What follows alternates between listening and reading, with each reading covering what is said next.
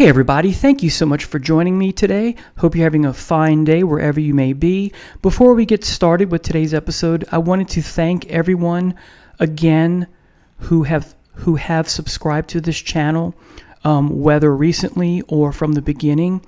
When this channel first got off its feet, it's still a very young channel. So again, whether you subscribed 3.5, 4 months ago when the channel started, or within the last 20 or 30 days, or whenever, thank you so much. I'm so grateful for that. Thank you again. Thanks.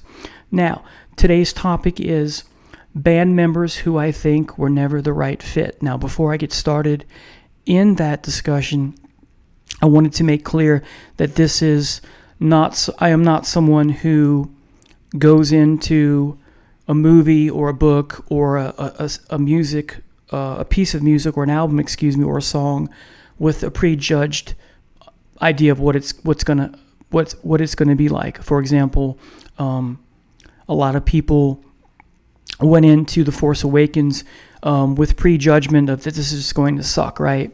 That's not how I approach things. I'm willing to give everything a fair shake. So I just wanted it to be clear that this is my thought once I've given the artist in question, or the albums in question, or the albums or part of the discography in question a fair shake, listening to it more than 2 or 3 or 4 times, because sometimes it takes things to click or register or resonate with you.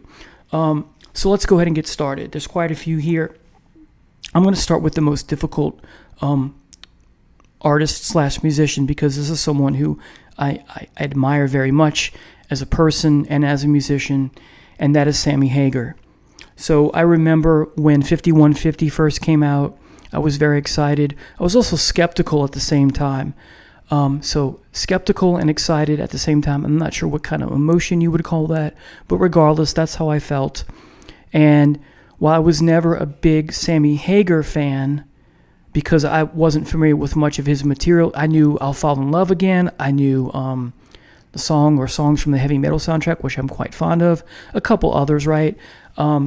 But one of the good things that came out of him joining Van Halen was that it allowed me to go, hey, let me go back and look at his discography, and thank goodness, because there's some amazing stuff there, from his debut all the way to, what he's doing now with The Circle, I think it's called, his band with Michael Anthony, which I don't want to say the band is awesome, but I do like much of that stuff.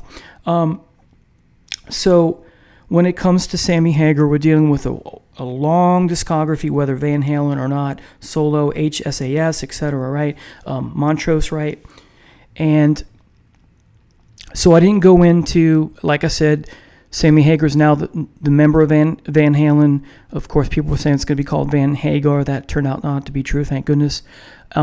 So a bit of history here, from what I understand and the things that I've read, that before Van Halen acquired or signed on David Lee Roth, Ted Templeman suggested Sammy Hagar before Roth was ever in the picture, or right before, right? And of course that makes sense, considering Ted Templeton is the one who produced the first Montrose album.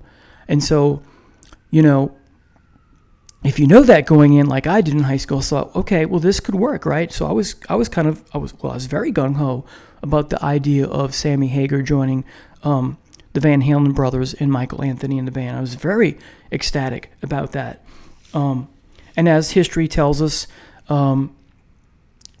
Ted Templeton, the boys decided, no, we're going to go with Roth, and the rest is history, right? And I'm a big fan of the Roth era, but not so much of the Sammy Hagar era. And I remember when 5150 first came out, I'm thinking, okay, this is less heavy. Where's the heaviness? There's some great guitar playing, no doubt, but you're starting to introduce keyboards. And that goes all the way back to 1984. But you're introducing. What I meant to say was you're introducing them even more, and it just doesn't have the same vibe. And it's not supposed to. It's a different singer, so the chemistry has changed. And for me personally, it just didn't seem a good fit, even to this day. Now, does that mean I don't listen to much of the Hagar Van Halen era? yes and no. I listened to a few songs. I love Right Now. That begins with piano, right? It's not the traditional Van Halen song. I'm quite fond of, say, Half of the Balance album. I think I would have to go on record as saying that's probably my favorite Hagar-led Van Halen album. I still like 5150 and OU812, but I don't listen to them very much. So again, no offense to Hagar fans who love that era of Van Halen. I just don't think it fit because I was hoping for a more Montrose feel, a hard and heavy, and we just don't get that. And I thought that was a shame, and what a waste of potential, right? So again, not trying to piss anyone off. It's just how I feel. So I don't hate the Sammy Hagar-led Van Halen era. I just thought it was disappointing compared to what it could have been. All right, moving on. Steve Morse in Deep Purple. I thought Steve Morse was a great fit in Kansas. His style of guitar playing makes much more sense with Kansas than it does with Deep Purple. So you're going from the Dixie Dregs and Kansas, which has a southern rock feel to both of those bands, into a British band which does not have a southern rock feel to it at all. And it just, for me personally, it just doesn't work. I know there's some great music fans out there, and God bless them. I'm jealous. I wish every once in a while, I keep turning back to Perpendicular and Now What and Whoosh and, the last third of the catalog. And every time I come away going, yeah, it's nothing's registering, nothing's clicking. I like Ted the Mechanic, but I still think it's average at best or slightly above average, and that's found on the Perpendicular album. Next is Adam Lambert and Paul Rodgers of Queen. Of the two, I like Paul Rodgers more, but having said that, no one can replace Freddie Mercury. Adam Lambert has a great voice, but it's not a Queen voice. Paul Rodgers, one of the greatest, if not the greatest voice in all of bluesy rock and roll. It does not work with Queen's music. At first, I was like kind of on board, but then the more I listened to it, I was like, no, this just does not fit. And so, but again, if I had to pick between the two, it would be Rodgers over Lambert. Anyway, next, now we're not talking about a vocalist, but a guitar player, and that is Phil Collen of Def Leppard. So if you look at or listen to the first three Def Leppard albums, you have On Through the Night, which is a great debut. It's not a masterpiece, but I'm quite fond of it. Then you have what's their best album in my estimation, High and Dry. Pete Willis is just amazing on here. His guitar tone, I've said before, reminds me of Jimmy Page so much. That Gibson sound, that tone is just there. It's heavy. He doesn't pull any punches. And then when you get to Pyromania, he plays on a few of the tracks, but not the whole album. And the joke I've always said is that if you watch the Rock of Ages video, there are 6 cloaked figures in that video, not 5. So that 6th cloaked figure is either the producer, engineer, or it's the guitar player, Pete Willis. Who knows, right? Either way, Phil Collen, once we get to Hysteria, and then everything from there on after, Adrenalize and so far and so forth, just not the same. The guitar tone is, for me personally, not that enjoyable. At moments, I like what he does on Pyromania, but it doesn't hold a candle to Pete Willis. And I get why Pete Willis left. His health and his life is more important than, making records, and applaud him for that. So I'm not begrudging him for that. It's just a shame that Def Leppard couldn't find someone with that more of a Pete Willis, Jimmy Page style tone to keep things heavier or heavy instead of going into a more oriented pop rock style fashion. Next is Robert Trujillo of Metallica. As much as I liked him in Suicidal Tendencies, I do not like him in Metallica. I like him as a bass player. I like him as, for what he brings to the table in the previous band that I mentioned. But I never thought, and I like Newstead was no Cliff Burton, and of course, how could you expect anyone to fill Burton's shoes? You can't. But I just thought that Metallica, again, no offense to Trujillo, I thought they could have picked someone in a more thrash metal style. It's funny, a lot of these names that I'm going to mention today, they can do a great job playing the previous bass player or previous vocals or drummer or whatever songs, but when it comes to creating new songs with the band that they're with and the music within the albums, it just doesn't hold water or a candle to the previous member of the band. It's just the chemistry is missing, right? Again, no disrespect, it's just how I feel. And this next one is the second one that pains me the most after Sammy Hagar, and that is Bernie Shaw of Uriah Heep. And like Trujillo, and like someone I'm going to mention later in the list, I think last, is it's funny how Bernie Shaw, when he does the Byron era stuff, can sound very close to Byron, but when he does new material, for me it falls flat, most of it anyway. I like not the most recent album, but the one before that, Living the Dream, I'm quite fond of, but there's just something Bernie, for me, he doesn't have this thing, so he can do it with the not the Lawton, he can do it with the Byron songs where he can alter his register and go up higher and lower in mid-range, right? But when it comes to his own material, there's that, it's mediocre, it's flat, it doesn't resonate with me, there's none of that, rising to a different pitch or register, at least to my ears. I don't, and so it just doesn't work for me. With a few songs, well, some songs here and there, but overall, from once he took over the band, through and including the new album, there's not enough of that vocal stylings that captivates me and makes me want to return. Anyway, next is Steve Vai of Whitesnake.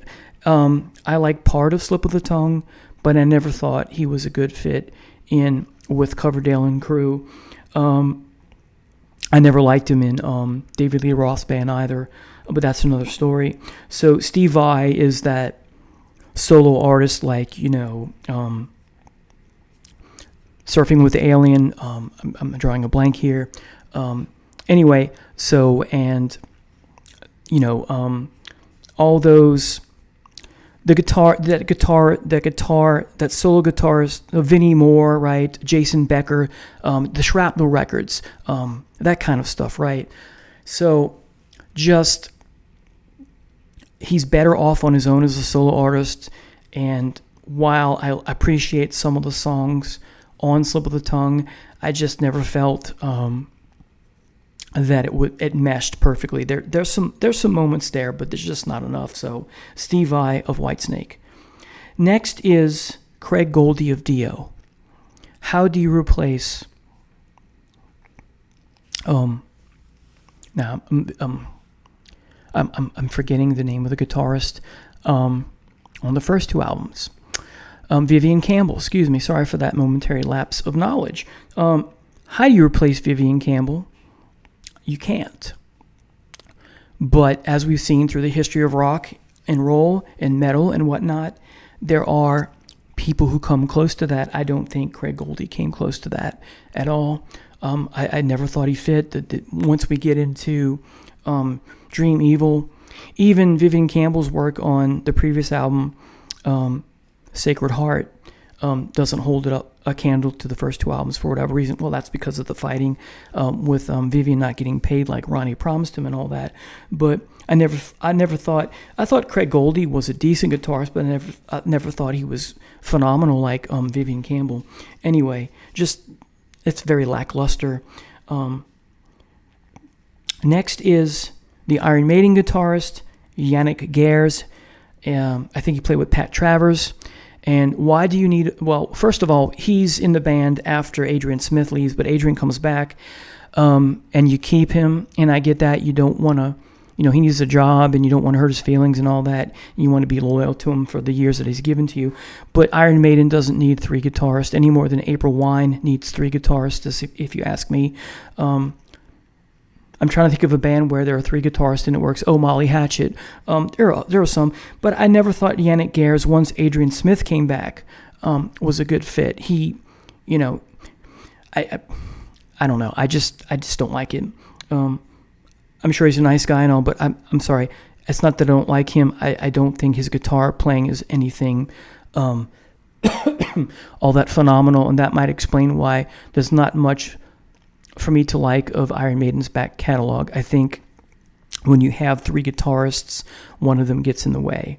There's too many strings involved. Anyway, so Yannick Gers, if I'm pronouncing his name right, the guitarist of Iron Maiden, still to this day, still having 3 guitarists. Next, this should not be a surprise, is Blaze Bayley, the vocalist of Iron Maiden, on those 2 horrendous albums before Bruce Dickinson comes back.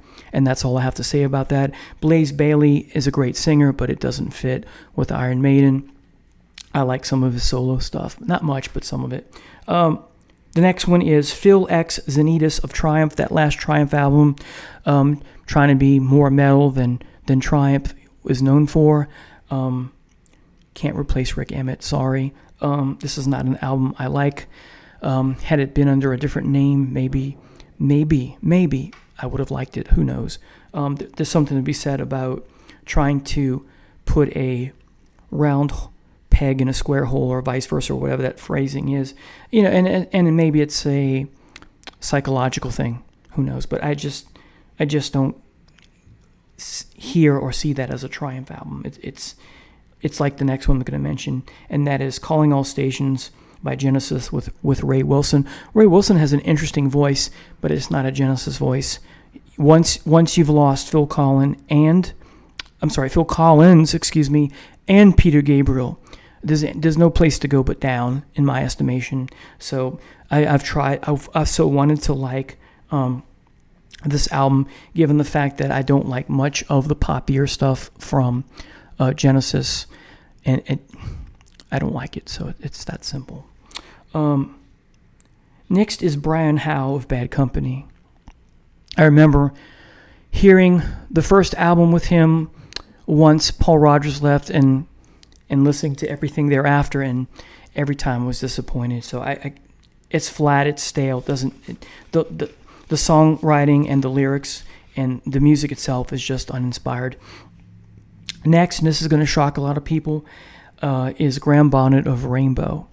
How do you go from Ronnie James Dio to someone, first off, doesn't have the look? He's got short hair. He's got that James Dean vibe with the sunglasses. And he's got a great voice. Don't get me wrong. He's got a great voice. But with Rainbow and even with Alcatraz, it just doesn't work. It doesn't work for me anyway. I know a lot of... Martin Popoff, that's his favorite album, is the one with Graham Bonham, Down to Earth. For me, it's one of my least favorite. So anyway, speaking of Rainbow, staying with that, is Doogie White is the vocalist on the last... back to calling it Richie Blackmore's Rainbow. Richie Blackmore posing as a scarecrow, or what seems to be a scarecrow, on that last album. And it's not Rainbow to me. No chemistry. Let's talk about Foreigner for a minute. Johnny Edwards, once Lou Gramm leaves. You had that horrible album cover, right? I gave it a chance. I gave it several listens. I'd probably say 6 or 7. I only like the first 4 Foreigner albums. What can I say? As tried as I might to like the other ones, a few songs here and there. Anyway, so, and then he leaves, and then we get Kelly Hansen. Doesn't work for me either. So now let's talk about the band. Yes, like Rainbow and Foreigner, we have 2 singers to talk about, and I'll be brief. As far as the drama album goes with Trevor Horn, the only song I like is Machine Messiah. So, and then I would say worse than that is Benoit David. It just doesn't fit. Now, the current vocalist that they have sounds a lot like, I can't remember his name, from the Glass Hammer band. Is that the name of the band? Yeah. He sounds a lot like John Anderson. So he fits. But these 2 gentlemen just don't fit for me. Now, Anthrax, John Bush, formerly of Armored Saint. I like the album We've Come For You All, but it doesn't sound like Anthrax. It sounds like a Pantera album. Bush has that, he gives it that Pantera vibe. So while I like We've Come For You All, it's, for me personally, it's not an Anthrax album. It doesn't sound like Anthrax. It sounds like Pantera. Whether that's deliberate or not, I'm not sure. There are others, Stomp 442, Sound of Black Noise. They just don't work for me. Those two I don't like at all. I do like, as I said, We've Come For You All, but for me, again, it's not an Anthrax album, so I never thought he was a good fit. I want Anthrax to sound like Anthrax. I want a Joey Belladonna style vocalist with the high register, the clean vocals and all that. All right, next is if we talk about the Eagles, Vince Gill. I like Vince Gill as a person. I'm not a country person much anyway. I like some country music, not a whole lot. I don't think he fits well with Eagles. Kiss, Mark St. John. I do not like the Animalize album at all. I thought Vinnie Vincent was a better fit, but unfortunately Vinnie Vincent was a pariah. He became persona non grata, according to Stanley or Simmons. I think it was Simmons, maybe both. And I get that. He was arrogant, that sort of thing. So he couldn't stay. Thank God for Bruce Kulick coming in after that. But yeah, Mark St. John, I never thought was a good fit. Rolling Stones, Ronnie Wood. And this is blasphemous. I love the Some Girls album. But the problem I have is you have a virtuoso in Mick Taylor for that beautiful run, and then he leaves. The problem the Stones have always had is the ego factor. Steve Marriott tried out for the band, and they told him, you can't come up front. You have to stay in your lane. You have to stay in the corner, in the back of the stage. He comes up because he gets excited. He's all into the music, and they fired him because they didn't see him as an equal. Steve Marriott. Could you imagine Steve Marriott, who is a virtuoso guitar player in his own right, with his vocals, singing backup vocals, so maybe every once in a while singing lead like Keith Richards does from time to time, like on Voodoo Lounge and whatnot, and before that and after that, right? That would have been some powerful Stones stuff. But the Stones let their ego get in the way, and of course, missed opportunity. I thought that would have been a great band with him on guitar. Because when you have Keith Richards and Woody as his nickname is, right, because of his nickname as now I can't think of his name. His buddy calls him Rod Stewart calls him, right. Ronnie Wood and Keith Richards' guitar playing style is too similar. They're that simplistic style blues guitar playing, no pedal effects and that sort of thing, which is fine. But I think because my favorite run is with Mick Taylor, where you have a virtuoso. Had you had another virtuoso to replace Mick Taylor, man, you could have went on another tear. But of course, in my estimation, you don't. As much as I like Some Girls and the follow-up to that, Tattoo You, for me personally, there's not much more to like after that. A few songs here and there, but other than that, so Ronnie Wood.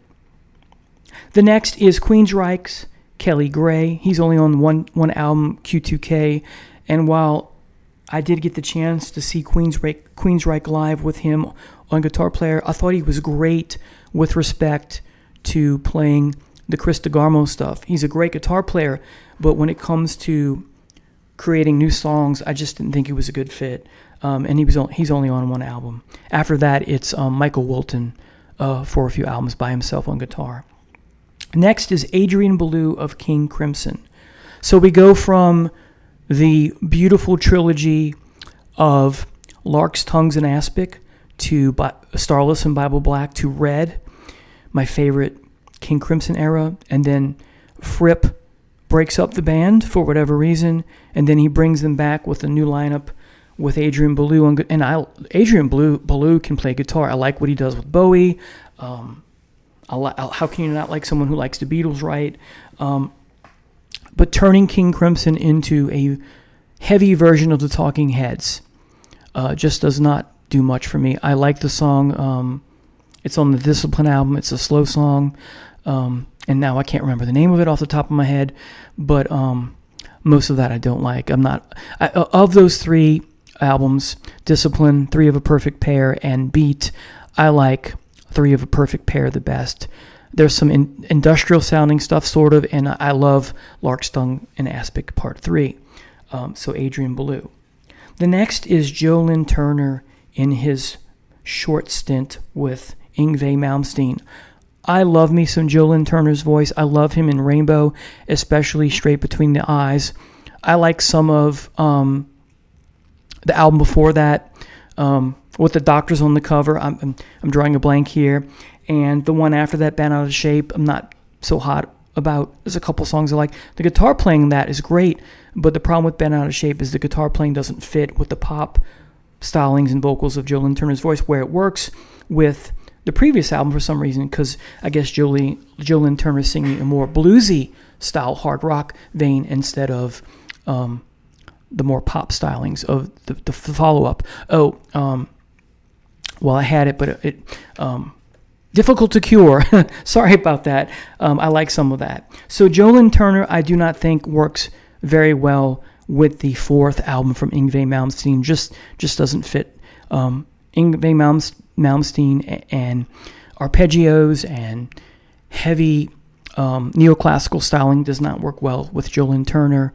Ironically, because it works with Ritchie Blackmore, it just doesn't work with Yngwie Malmsteen in my estimation. And finally, we come to Arnel Pineda of Journey. And so this is Bernie Shaw all over again, and Kelly Gray of Queensryche. Arnel does a fabulous job of doing the Steve Perry material. But when it comes, so I remember getting Eclipse at Walmart and getting excited. It's got an album cover that reminds you of Escape a little bit. It's got the Scarab Beetle on the cover, the Journey spaceship and all. And I get so excited, and I get home, and I remember being so disappointed. And I've tried so many times ever since it came out to revisit it. It just doesn't do anything. Arnel can sing in different registers, right, like Steve Perry can, but when it comes to his own material, there's just something mediocre and flat about it. So he can sing the hits, but he can't. But just the material from the new material, his own material, new material for him just doesn't do anything for me. So there you have it, everybody. These are my opinions only. Nothing I'm saying here is fact. It's just how I feel. So thank you so much for watching. Don't forget to click the notification button to be apprised of all upcoming videos in the future. Thank you so much for watching. Have a blessed day. Take care now. Bye.